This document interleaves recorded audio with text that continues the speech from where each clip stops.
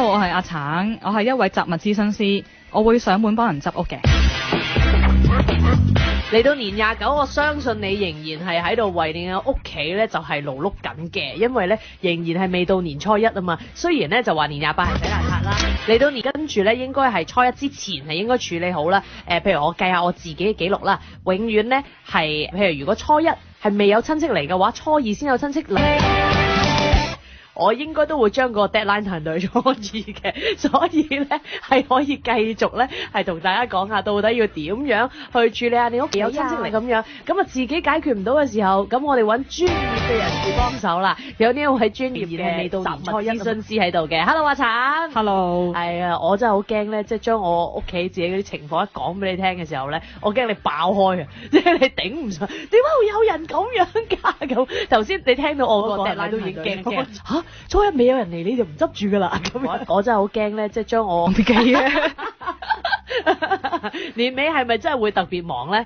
即係專係會啲人就儲埋到年尾嘅時候先至去執屋，都係啊，而家咧都覺得係即係執屋係一年一次，咁同埋咧係頂唔順先去執，咁同埋係啦，咁你個 deadline 係假設係年初一啦，咁同埋佢哋即係只會將啲嘢係塞翻好佢咯，即係要我塞字，即係個櫃仲有一串，好啦，攝啲嘢落去，咁周圍塞係務求係即係表面係 OK 嘅咁樣，咁呢個就唔係我執屋嘅方法啦。你完全明白到大家嗰個心態係點樣啦，即係你話有一串位都係會攝啲嘢落去，呢個好啱啦咁樣。咁我自己咧喺以前嘅屋企搬去而家住緊嘅屋企嘅時候咧，咁就懶勁咁樣，係啊，我好多衫咁樣啦，咁我不如整一個咧可以係掛啲衫喺度咧，就唔使櫃嘅，淨係一條柱，即係懶係 walk-in closet 嗰啲咁樣咧。咁我好容易睇到啲衫啊嗰啲咁樣咧。後來我好後悔，因為我就係覺得點解冇門啊？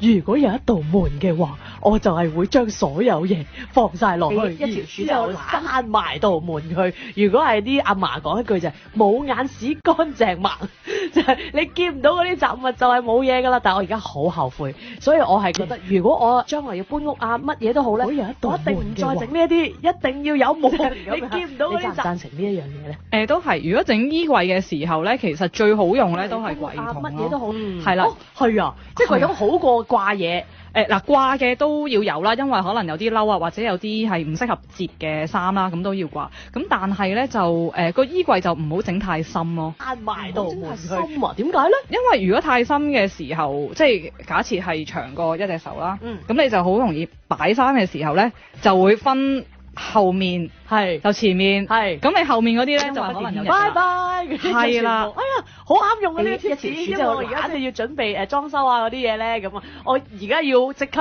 warn 我嗰啲師傅，唔好整咁深啊！整個5 cm 左右好啦，好啱用。同埋唔好整咁多層板啊。後面嗰啲層板可能係明明就覺得好多層板，我可以擺好多嘢咁樣噶嘛。係啊，但係你層板嘅擺嘅方法，你都係搭住咁樣擺咯。咁你攞一件嘅時候，咪會冧咯，係啊。咁你最後都係櫃桶真係最實際。明明就覺得係啦。咁同埋我啱啱有個係去屋嗰個咧，就係嗰個衣櫃係做到去上天花板。咁但係佢掛衫咧又好高過佢個人，根本係要擒梯拎落嚟，咁就唔方便咯。咁所以真係都唔應該嘅，因為其實即係最黃金嘅位置就係你嘅眼同你腰中間，你係最易攞，永遠就着嗰幾件。係啦，咁就如果係即係太上面嗰啲，你咪即係擺啲過季嘅衫，或者係擺可能啲皮啊嗰啲衫啊嗰啲咁樣咧，就千祈唔好將啲新買嗰啲放喺嗰度啦。然之後你就會出現好多，我唔知你會唔會都聽好多就係咧，好多女仔買啲衫翻去咧，可能咧到個牌都未拆過咁，但係已經擺咗3年啲皮啊，跟住嗰啲招紙又未搣啊嗰啲咁樣，甚至我都試過，譬如可能仲喺個紙袋裏邊嗰啲好嚴重嘅情況，全部都有試過。同埋你頭先講話咧，要留翻啲位，可能啲皮掛嘅衫咧係摺唔埋啊嗰啲咁，或者褸啊要掛咁樣，我就成日都俾人問我呢個問題，因為咧我就好中意買啲好古靈精怪嗰啲衫嘅，即係呢度脹卜卜有個波啊嘛，你頭先講條枕頭喺條頸啊，即係嗰啲咁咧，我就好中意買嗰啲衫嘅。咁跟住咧啲人就哇你點擺㗎啲衫咁樣，即係你又唔會想壓扁佢啊，你又唔會想即係用嗰啲抽真空嗰啲吸咗佢，咁佢咪扁晒咯咁樣嘅咁。有冇遇過呢啲咁嘅古靈精怪人咧？喺衣服上面又我就好中意買。冇話你呢啲奇怪，即係好彩你未去我屋企就係咁。咁但係我都想問下，你着唔着㗎仲？着嘅，即係古靈精怪嗰啲我都着嘅，嘅，即係一年都起碼着一次嘅。都會嘅。但係可能就係嗰一次啫。就一年一次。係啊 Halloween 嘅。唔係一定㗎，唔一定嘅，平時都會㗎。你着唔着㗎仲？我諗揾阿橙汁屋嗰啲係正常人，即係古靈精怪啲古靈精怪，但係我好中意佢頭先佢已經開始幫大家檢視啊，即係我諗同佢傾偈嘅時候都可以咧得到好多呢啲嘅，但係可能橙汁屋嗰啲係正常人。你要諗下嗰件你其實係唔係會着喎？如果真係有件衫咁樣啦，咁跟住你問嗰個人啦，咁通常你又會問佢，譬如一年會唔會着到一次？咁如果有係咪都好值得留低定係唔得？要係半年着到一次先值得留低喎，咁咧？其實就1-2年都 OK 嘅，咁除非佢講到明係話即係已經唔啱着啦。咁如果有係咪？係啦，或者即係可能有啲織真係洗唔到，或者係即係太歪啦、太殘嗰啲啦。如果係啦，咁就因為可能我想諗下嗰件你其實係比較嚴肅嘅，咁就係半年着到一次先值。咁我會問咯，你要定唔要啊？咁樣咁如果係好想要咧，佢會係用好多藉口去美言呢件衫㗎，同我講，跟住我就得我信㗎，咁就係啊！我同我老公講都係咁樣嘅，即係買衫嗰時，買呢件好啊，買呢件又可以，哇，又可以當褸喎，又可以當衫，又可以當裙，又可以當褲啊 ，four way 啊，咁樣咧，跟住咧就會說服佢，就好啦，買啦咁樣嘅。係啦，咁如果係佢哋有啲衫係會係有少少猶豫咧，係，咁我又會你就知道，係啊，我會約住，咁我就會問咁樣咯。哇！呢個重點喎，真係要你自己決定到個衫係會係都真係要比較強硬嘅人去推動到你會覺得哎呀都真係就會說服嘅，哇！真係要冇錯，我別名係雜物判官。我曾經有睇過你之前有啲訪問嘅時候咧，咁啊都會即係硬嘅人去推，唔知啊咁啊，你唔會要㗎啦，你要用睇過你之前有啲訪問，即係要有啲呢啲逼迫下佢先至會真係放手嘅，冇錯。咁所以係要你呢一種人先做得到嘅喎。我諗我咧，就算我睇晒嗰啲video 啊，睇晒啲書啊，上埋堂啊，即係應該都未必得。咪通常如果係有即係會有一樣嘢係即係一件事，咁講都係咁樣嘅，即係買咁係好似有個 triggering event，咁就會令到你突然間我要走，或者係突然間嗰個決心就會多咗咯。係啊，係啦，咁就可能即係睇下大家會唔會遇到呢一個啦。哦，係。咁即係譬如可能新年係一個啦。可能搬屋係要一種啦，咁樣，結婚可能都係一種，係咯，生仔啦，生仔啦，同埋嗰啲咩男朋友要上嚟自己屋企啊，會唔會㗎？有喎，不過係我個 case 係個男仔揾我咯，因為係咯生仔啦，因為就係啦，佢就邀請唔到佢女朋友上去生仔啦，同埋嗰啲咩微言啊，係，跟住我唔得啊，真係執下先啦咁樣，係啦，所以就要揾你啦，尤其是仲係男仔添，即係我諗喺執嘢方面又再唔會咁會力試啊咁樣，咁其實你有啲咩嘢嘅tips 真係可以即係俾下大家嘅咁樣，即係任何範圍，譬如可能入門開始，即係入門階級啊，到底我如果我真係要開始執一間屋，其實我由邊度着手好，會唔會係翻上方，定係原來係由邊一啲嘢開始着手好咧？如果一開始執一間屋，其實我時候咧都可以由衣服開始嘅，係啦，呢個都係算係比較易即係決定要或者唔要嘅，係啦。咁如果真係衣服都決定唔到，可以試下自己個雪櫃先啦。因為食物即係一個係過期唔過期有發毛唔發毛，係啦，即係好清晰嘅。咁就大家都可以試下先，係啦。咁就大家可以即係之後就千祈唔好一嚟就要揾紀念品啦，相片啊呢啲好有紀念價值嘅嘢，咁就唔好啦。咁就即係一嚟就可唔可以抌自己啲公仔嗰啲我都唔好啦。即係係啦，咁一嚟即係每個人都唔同啦，即係唔捨得嘅嘢，咁你就要即係了解自己邊啲唔捨得嘅嘢，咁就唔好即係每嗰啲住，係啦，咁就你可以個次序就大概係衣服先啦，跟住就可以試下去啲書本啦。不過書本之前咧可以雜誌先，其實雜誌過期即係都可以，就唔使 keep 噶啦。哇，好多人儲過期雜誌係啦，我都有啦。不過書本之前而家有冇啊？仲而家冇，以前其實就係啊，之後就點樣說服自己可以放棄佢？我自己真係面對佢啦，幫我自己揭一次，跟住就雜誌係1997年嘅。係叫新志向，咁係啊執咗笠啦嗰間，出咗20期，第一期係林海峰，我自己揭一次，所以就買，咁啊係啦，咁跟住就執咗笠啦，好難捨得㗎喎。係啦，跟住我咪擺上網買咯，咁不過未買到嘅，買咗幾本咁樣，就買咗林海峰嗰本，咁樣，咁係好多嘢嘅，咁我仲有揭一次，所以有個可能係家私鋪嗰本 catalog， 要1996年啊，我第一本係，哇！唉，我真係呢個都嘈啊，係啦嗱，即係咪中意嘅嘢唔同，冇啦，我有批判人家私鋪嗰本，而家又真係 catalog 可以捨棄啦，捨棄佢啦，係啦，咁就所以就試下啦，試下雜誌先啦，跟住就輸啦，跟住先至係啲好雜不楞嘅嘢咯，跟住係咯，我都雜誌我都曾經有試過即係囤積嘅咁樣，咁就係即係細個嗰陣時開始都好中意買嗰啲日本嗰啲雜誌啊，時裝啊，整個頭啊、髮型啊、咩得意嘢啊嗰啲咁，好鬼中意嘅咁咧初頭就係咁買啦，買咁跟住咧就囤積太多之後咧，又係受到呢度有一位同事就感召佢就得意嘢啊好多啊，我而家咧就俾一個規矩自己，就係咧有一本新嘅翻嚟咧。舊嗰本咧要走啦，咁樣即係至少可能，譬如如果佢1個月出1期嘅話咧，咁我就永遠只有12期嘅啫。跟住係咯，我都譬如1月號要嚟啦，咁上年嗰個1月號咧，我要放棄佢啦，咁樣。咁我初頭咧都幾好喎呢個咁樣，咁跟佢做啦咁。咁跟住跟咗一陣咧，但係我又發覺咧，我買嘅種類又太多。咁我初頭，所以咧結果都係囤積咗。我要嚟啦，直到有一次。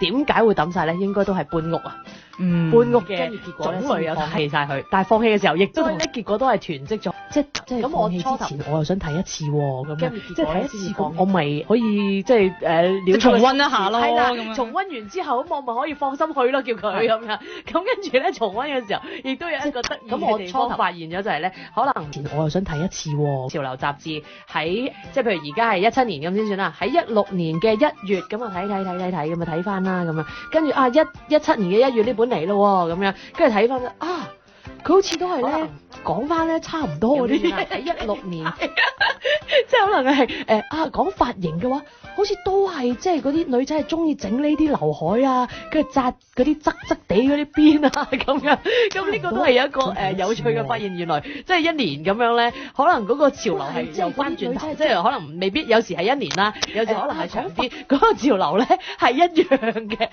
同一樣嘢，所以咧就更加覺得好啦。放心去啦，你哋咁樣，非常好。咁你而家冇雜誌係冇，因為唔可以，因為我有其他太多嘅嘢進駐啦嘛。即係譬如係當有小朋友之後啊，咁就再多咗其他啲嘢，所以咧嗰啲已經係我以前完全可以放棄嘅嘢，而家係絕對冇，即係可能係睇完1-2期，即係已經係可以 recycle 啊，或者唔知拎去邊啊嗰啲咁樣啦咁呢個都係一路執嘢嘅時候咧，因為我真係原來一路執嘅時候，你可能又會發現到一啲咁樣嘅嘢，即係自己原來係咁樣嘅喎咁樣。我諗阿橙咧喺咁多嘅執屋個案裏邊，應該都會遇到好多呢啲。等陣間翻嚟咧，又再聽下佢講下，到底有啲咩嘅個案出現過咧？原來一路執嘅時候，你可能又會發現到一啲咁樣。Hello， 我係阿橙，我係一位雜物諮詢師，我會上門幫人執屋嘅。好需要呢個諮詢，亦都好需要呢啲貼士嘅。如果你而家就正係喺屋企嗰度，哎呀苦惱緊，到底邊啲要，邊啲唔要，應該執邊啲嘢好，咁你一定要聽下阿橙俾你嘅貼士啦。咁頭先你喺咪後都講到，哇呢個貼士，咦係咩？原來係咁啊！咁啊，真係要專業人士先至會話到俾你聽啦。咁呢個貼士係咩咧？如果你執屋嘅時候，嗱你執緊嘅話，記住留意啦。咁就係執屋嘅時候咧，你要將同類嘅物品咧係要擺埋一齊。咁即係例如譬如你係可能擺筆嘅，咁你呢度有個筆筒，咁但係可能即係 somewhere 又有櫃桶又塞2支。係啦，咁其實你又永遠都會唔記得嘅。係啦，咁就最好係即係執嘅時候咧，就將同類嘅嘢即係 somewhere 攤晒喺度先。係，即係要知道自己總共有幾支筆，要全屋有位先得喎。都做到嘅呢個其實。實係。咁就即係嗱，咁嘅時候咧就將逐支寫下係咪即係有物？因為通常咧係一半以上都係寫唔出㗎。係啦，咁你之後再安置佢係一個你會用筆嘅地方。哇！呢個我已經要問啦，我都有呢個問題啦，就係譬如有陣時即係實用嘅一類筆咁樣正啦，但係有一啲咧就係哎呀，通常咧係好靚啊，仲會擘大口添啊咁樣，咁就買佢翻嚟啦咁。有用嘅，一路有用到咧就冇墨啦咁啊。咁冇墨嘅時候咧，有啲你又未必會即刻好容易配到個筆芯啊咁樣，咁佢就咁企咗喺嗰度啦，佢就留咗喺嗰度啦。咁於是乎咧，到下一次即係要執嘢嘅時候咧，咁就譬如嗰啲冇墨嗰啲抌咗去啦，呢支墨口筆寫你又未必冇墨喎，但係又唔係好捨得掉咗去喎，咁你會點處理咧？呢個嗰度啦，首先睇下佢嘅筆嘅數量係咪即係一個控制到嘅數量先啦。係，因為100支筆我見過嘅。同款喎，仲要100支，係啦，咁係啦，呢個唔好講。咁嗱，如果你個係真係一個筆筒，綽綽有餘湊得晒嘅，咁你留嗰支好開心嗰支筆嘅 OK 啦。咁係啦，呢個可以留嘅。如果真係你望住係開心，係啦。如果你好係啦，筆筒已經頂唔順，你即係如果真係太多嘅，咁你又真係要諗下咯。咁你又諗下，其實你有咁多筆係咪真係支都係？咁 OK。可以即係要諗嘅，會唔會有啲咧就話望住係開心？我會去揾支筆芯翻嚟，令到佢可以再寫翻嘅，佢可以有用㗎。係啦，咁應該希望要叫佢咁，你盡快啦，咁樣唔好再 hea 啦，咁咯。然後下年你再見到會有啲咧就話支筆應該都仲未換芯，通常都係。下年你再你頭先講到有樣嘢都係話要提大家，又係要集合擺埋一齊嘅，就係藥物係咪？係冇錯，都成日都見到即係屋企係膠布又呢度擺啲，嗰度擺啲啦，跟住係啦，啲藥有啲又雪咗落雪櫃藥物係啦，咁就有啲就擺開咗，總之就會有啲要過期，咁但係有啲就即係你唔知，以為自己冇啊，真係買多咗，即係真係買多一次啦，嗰款藥咁樣，跟住每一盒都食咗2粒咁樣咯，係啦，成日都有嘅呢個，咁就即係會希望即係你哋即係執屋嘅時候咧，就將同類嘅嘢集中嗰陣擺完之後咧，嗰個位咧係大家即係所有家庭成員都會會容易係啦，因為如果譬如媽媽會有執屋，咁佢就塞。咁但係咧塞完之後大家都唔知咧，咁就冇用嘅成件事，係啦，成件事就冇用嘅，係啦，即係最好有埋個列表啊，就嗱我而家咧執咗啲藥咧擺咗喺呢度噶啦，有邊啲藥咁樣，你哋最好冇用嘅話就喺嗰度攞啦，你肯定呢度冇你先好買啊，即係最好有翻嚟啊咁啊，係啊啱啊，非常啱，我講我知啊，但係咧我好嚴重嘅問題就係有時想要用冇你先好買啊，攞啦，你肯定跟住又放咗喺個袋嗰度，跟住咧有一啲就放咗喺屋企，放咗有啲就喺呢個櫃，跟住有啲咧就小朋友藥又放喺另一個櫃咁樣，跟住我就係遇到呢個好嚴重嘅情況，就係有一次一執嘅時候咧就好多金又買咗過咗期啦，不過嗰陣時會比較爽啲，就係因為知道過咗期可以掉咗佢啦咁樣。如果嗰啲其實又未過期喎，可能會有用喎，嗰啲先至仲難搞咯。媽媽因為你要留翻佢喺度咁樣啊嘛。仲有咩遇到呢個送俾我哋？咁之後點樣維持咧？係呢個好重要啊！係啦，咁就即係唔好可能有時係執一次啦。係啦，咁即係盡量即係如果大家都係因為趁農曆新年先至特登請假，或者即係星期6日我即係 spare 8個鐘咧，其實重要啊！其實真係好疲累嘅，執屋真係好疲累。係咁就會即係如果大家即係1年咁樣執一次。嗰個經歷會同自己講係好辛苦，咁你下年又嚟咧就即係會有，即係盡量即係係啦，咁即係盡量咧係執屋呢個即係呢個叉式係剁細佢，係啦，咁希望即係好啦，咁你當新年前而家係執個勁嘅，咁但係之後咧我都係希望可能如果你每日半個鐘係即係非常好嘅，如果係可以，每日都應該要執一次半個鐘。半個鐘啫，係啦，咁就即係維持1個月，咁應該都包執晒㗎啦，成間屋。咁嗱，好啦，如果半個鐘都冇，咁你咪即係可能如果你啲媽媽同我分享，哇，我真係半個鐘都唔得，因為真係要照顧。咁我啲細路會擒住你㗎，你想去執嘢㗎。係啦，咁我就話剁開啦，3個字一節都好啊。係啊，3個字都好啦，好過冇。係啦，但係逢親即係咁我自己又有個諗法就係咧，逢親執嘢咧，可能譬如我就要攤晒嗰啲嘢出嚟，然之後即係譬如我覺得哇櫃桶好亂咁啊，有7個櫃桶，我就要揞晒全部出嚟，再將佢哋咧分類一次咁好啦，背心短袖短袖長袖長袖咁可能我先將佢放翻落去，咁3個字或者半個鐘係未必應付得到嘅喎，係咪都照執咧咁？嗱，或者你可以咧係如果真係得3個字或者半個鐘咧，咁就將嗰個即係嗰個範圍就縮小，即係例如照執咧執一格櫃桶咯。哦，係啦。因為通常咧諗到咁嘅時候就，我得半個鐘唔得㗎啦，都係留翻星期6日啦嗰啲咁樣。係咁，但係如果你話即係得半個鐘，其實即係頭先講可能係雪櫃啦，或者係文具一樣啦。其實即係半個鐘係一定可以得嘅，係啦。咁你就要即係剁細佢嚟做，咁就會冇咁辛。即係頭先講，即係可能先可以維持到咯。即係如果你嗰個即係心態都係諗，哎呀執屋真係好辛苦啊！即係8個鐘，即係跟住你就唔會諗住去將執屋係成為你個習慣啊。係，我就覺得如果1年要執一次嗰陣時咧，有陣時咧我係 enjoy 嘅，即係覺得執嘢都幾正嘅喎，可以係清除啲，同埋我唔知關唔關嗰啲咩處女座啊嗰啲事啦咁樣。咁我其實都中意整齊嘅，只不過我就係成日都有嗰個諗法就係，我平時真係冇 spare 唔到咁多時間出嚟做呢一樣嘢啊，咁所以就會咧即係成日都留到好瘋狂嘅時候，即係新年我係可以執2-3個通宵嗰啲咁樣咧，所以我就好歡迎佢唔知年30啊嗰啲就開始播通宵戲咧，我就開咗電視咁啊，跟住咧喺度執好瘋狂嘅時候，太好啦，咁我可以喺度執嘢啊咁樣，但係阿橙就建議大家唔好咁樣嘅，即係應該係要不斷咁樣執嘅。係冇錯，係。好，我嘗試下。我有啲擔心你。太好啦！我懷疑完咗節目之後再要留翻幾橙，就建議大家唔好咁樣諮詢下咁樣。我覺得都真係非常之需要啊，因為我而家屋企都非常嚴重，就係咧有少少嗰啲本撇嗰啲心態啊，即係譬如如果你知道自己咧，即係譬如就嚟新年咁啊，是但嗰啲嘢都堆喺度，然之後新年一次過執啦，又或者我知我自己就嚟搬屋噶啦，屋企都非常嚴重喺度啦，咁樣係咪絕對唔可以有呢個諗法？如果真係要搬屋啊或者裝修咧，即係我建議咧3個月前咧好開始執啦。哇！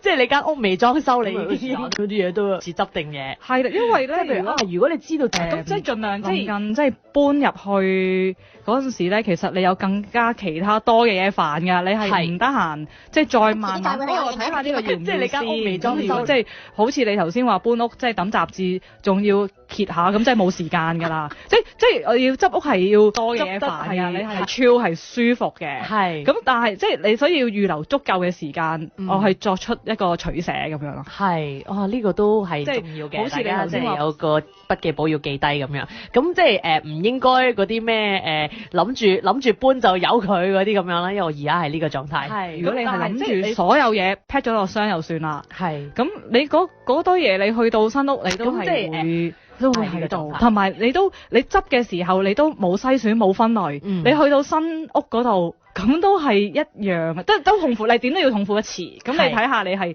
搬屋前痛苦定係搬屋後痛苦？我都諗緊呢一樣嘢，到底係應該痛苦1次定係痛苦2次？因為咧最近就同啲朋友喺度討論緊關於呢啲嘢咁樣，因為有人又搬咗屋咁樣啦，咁就話我嗰個搬屋師傅好好㗎，佢直情咧就可以幫你執埋屋咁樣。咁因為而家都有好多呢啲服務嘅，就係喺你搬屋之前，咁佢哋咧師傅們就上去你屋企嗰度，將你全部嘢入箱，將你全部嘅嘢 pack 好，然之後幫你咧原件拎咗過去嗰邊，又擺翻喺譬如睡房就喺睡房，廁所就喺廁所咁樣啦，咁擺翻晒喺嗰度，然之後你先至執。咁嗰個朋友就話好好啊呢個服務咁樣，等我咧就咁佢哋咧師傅們就唔使喺舊屋嗰度執，然之後咧去到新屋嗰度先執咁樣。咁我就喺度諗我應唔應該用呢一個方法咧？就係請嗰啲人嚟執咧？咁因為我就喺度諗，到底痛1次定痛2次啦？就係我喺呢度嘅時候，其實好似應該先篩走1次法咧，就係跟住搬到過去之後咧，我好肯定其實係有第二層次，應該係要再篩嘅咁樣。都係，因為嗱，你首先你要睇下你喺你睡房或者客廳廚房嘅嘢係咪分好類先，定係你都係亂擺嘅先啲嘢？因為如果你睡房啲嘢都係亂擺，睡房都有因為啊，廁所係有衫啊，係啦。咁如果你我試過廚房亂擺嘅先啲嘢，即係完全唔出奇啊呢個。係咁所以如果係有即係可能係有其他人即係係咪分幫你 pack？佢都係跟翻嗰個場所嚟 pack，咁即係之後你本身嘅，我覺得就幫助不大。咁所以如果係點都要自己親身去執一次嘅。係啦。仲有一個我自己問 tips 啊，而家我本來想橙分享啲個案，但係我發現我自己好想知。咁所以即係如果真係到譬如教咗大家即係表面嗰陣即係面嗰陣，你哋原來就唔要嗰啲嘢，冇用嗰啲嘢，用唔到嘅過期嘅，全部掉咗佢啦咁樣。但係真係到嗰啲深層次，真係相啊、紀念品啊嗰啲咁樣，又有啲咩 tips 俾大家咧？我相咧我就相底咧我就即係上年已經咧拎咗去指俾大家咧，按晒啲相底底片，係咁我之後就處理咗佢啦。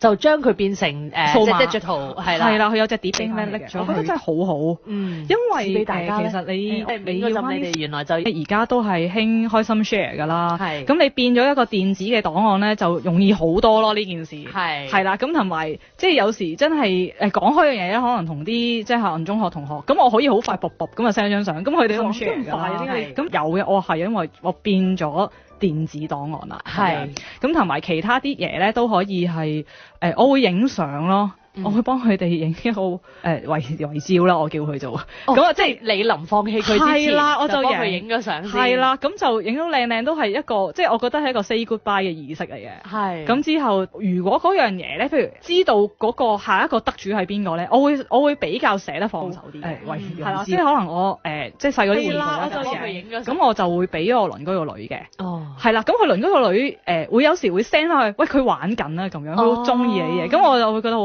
開心。咁都一個動之後係啦，都有一個動力係繼續啊！不如即係如果你自己唔要嘅嘢，咁不如即係睇下會有下一個珍惜佢嘅人啊咁樣。好似 Toy Story 嗰個係啊咁樣啊，好中意嗰啲，即係將你原來你已經用唔到嘅嘢啦，咁樣就將佢佢嘅生命繼續延續落去咧，已經覺得咁我開心㗎啦，咁樣係啦，咁可以即係考慮我覺得影相係幾好㗎，呢個係呢個係可能大家會要影張相嘅相㗎咯喎，咁樣。即係如果你唔捨得啲相嘅話咧，你要送佢走嘅話，你就影張相嘅相。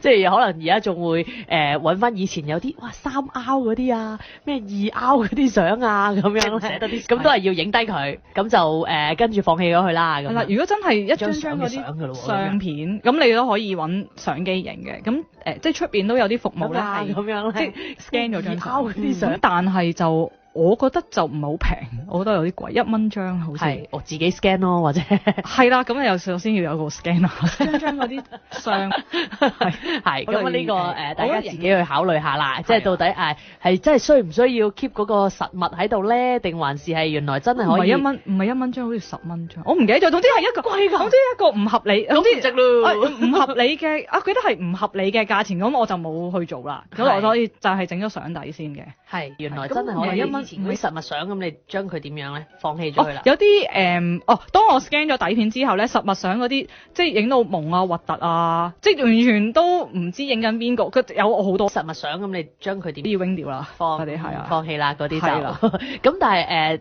頭先亦都講到一樣好重要嘅嘢咧，就係譬如就算你請咗阿橙去幫你執嘢啦，你自己之後嗰個維持係點咧？我覺得最後要俾埋呢個 tips 俾大家。最後點樣維持？咁就如果係即係一個家庭一齊住嘅，咁就要擺放嗰個位置咧，就係要即係大家都要知，呢個真係好重要。因為如果淨係得即係一個人知道啲嘢咧，咁就個家庭都要知，呢個真係好重要。咁就又會亂搖。因為如果唔係，如果另一個 tips 咧就係如果你嗰樣嘢擺到係好啱好，即係可能你個櫃桶係好滿係，即係擺多一樣嘢已經係差唔多3人立咧，咁大家咧都會懶或者係唔亂，即係唔方便啊嘛。因為攞出嚟又唔方便，擺翻又唔方便嘅時候咧，咁就會。咁咪周圍劈咯，係啊，好嚴重啊呢個問題。係啦，咁所以如果你有啲假設係貴翻，即係唔方便啊嘛。因為咁你唔好擺到去10成滿或者係105%滿，係啦，咁就可能7成到啦。係啦，咁就或者係最好咯。咁要屋企真係好少嘢先至可以做到呢件事。如果唔係，其實個個櫃桶都係爆滿嘅，所以拎翻嚟嗰啲嘢咧，又係就咁擺咗喺度就算啦咁樣嘅。咁嗰個決心咧，即係呢個tips 係大家知道啦咁樣。嗰個決心要維持落去，你會點樣推動大家咧？我自己咧，即係而家咁樣啦，我就會成日同自己講話，我嚟緊新嘅屋企，我唔可以俾自己個櫃桶都係爆。但係我想即係大家可以諗下係即係你嗰個空間其實係即係香港即係土地問題，地少人多，即係空間係最寶貴。我唔可以俾而我哋空間咧都係有限啊。咁你就可以諗下，即係物品住咗，即係霸咗你幾多地方。咁你係真係少咗幾多地方用。咁你又要幫佢交租供樓喎，咁你值唔值咧？即係你將一啲你自己物品唔係好用嘅，又或者唔中意，或者係而我哋空間咧嗱晒嘅雜物，咁啊可以即係諗下呢一點，係啦。希望大家揸住呢一啲嘅貼士啊！希望你哋過到個好年啊！喺呢個執嘢期間，我懷疑我自己都要再揾阿橙咧去諮詢一輪咁樣嘅。但係即係大家會咯。咁你仲有啲咩方法啦？我覺得仲有啲後續嘅，因為阿橙遲啲再會去我哋另外一個節目嗰度。因為我都有諗不如揾到阿橙嚟，不如我哋揾個 case 俾佢咧睇下啦，啲個案啊咁樣。即係譬如我屋企好亂啊嗰啲咁樣，揾阿橙去睇下啦咁啊。咁我都見之前你可能有好多嘅訪問都會有嗰啲啦，嚟緊遲啲留意阿玲嘅節目，阿 Oscar 佢哋咁啊，都會有阿玲同埋 Oscar 佢哋咧，會去我哋另外一個節目咁啊。咁我都見之前嘢咁樣嘅，多謝晒阿橙上到嚟，希望大家過個好年啦，真係。有冇最後啲咩提醒大家咁樣咧？早執早享受，遲執雜物多幾嚿。多謝晒橙，拜拜。